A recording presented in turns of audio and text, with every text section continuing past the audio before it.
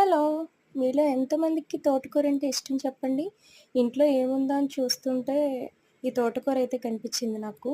ఎప్పుడు chicken, mutton ఏం తింటాను చెప్పండి? అప్పుడప్పుడు ఇలా గ్రీన్ వెజిటబుల్స్ కూడా తినాలి. తోటకూర అయితే హెల్త్‌కి చాలా మంచిది. ఐరన్ డెఫిషియన్సీతో బాధపడే వాళ్ళకి కూడా తోటకూర తింటే హెల్త్‌కి మంచిది. నాకైతే సివియర్‌గా హెల్త్ ప్రాబ్లమ్ వచ్చిందండి.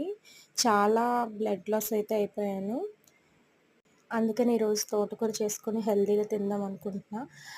అయినా మీలో ఎంతమందికి తెలుసు తోటకూరని ఫ్రైలా కాకుండా తోటకూరతో పులుసు కూడా చేసుకోవచ్చండి.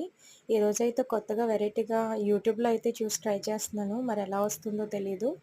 ముందుగా అయితే పాన్ హీట్ చేసుకొని అందులో కొంచెం జీలకర్ర, ఆనియన్స్, పచ్చిమిర్చి, పసుపేసుకొని కొంచెం ఫ్రై చేసుకోవాలి.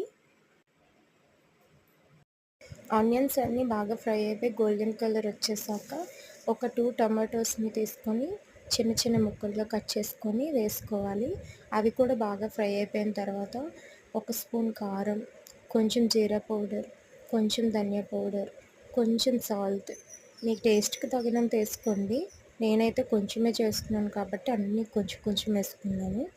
అన్నీ బాగా ఫ్రై అయిపోయిన తర్వాత బాగా కడిగి చిన్న చిన్న పీసెస్‌గా కట్ చేసుకున్న తోటకూరనైతే ఏసేసుకుందాం. ఇవి ఫ్రై అవ్వడానికి చాలా టైం పడుతుంది. ఎందుకంటే కొంచెం ఇంట్లో తీసుకొచ్చి 3 డేస్ అయిపోయింది. వాడిపోయినట్టు అయిపోయింది కాబట్టి కొంచెం మూత పెట్టేసి అయితే ఫ్రై చేయాలి. ఆవిరికి బాగా ఫ్రై అవుతుంది. అన్నీ బాగా ఫ్రై అయిపోయిన తర్వాత తోటకూర వేసుకొని అది కూడా బాగా ఫ్రై అయిపోయిన తర్వాత ముందుగానే కొంచెం చింతపండుని పక్కన నానబెట్టించుకున్నానండి. దాన్నైతే చింతపండు రసం తీసుకొని దీంట్లో వేసుకొని మొత్తం కుక్ అయిపోయిన తర్వాత కొంచెం సాల్ట్ అది సరిపోయిందో లేదో టేస్ట్ చూసుకొని స్టవ్ ఆఫ్ చేసుకుంటే ఎంతో రెడీ తోటకూర పులుసు రెడీ.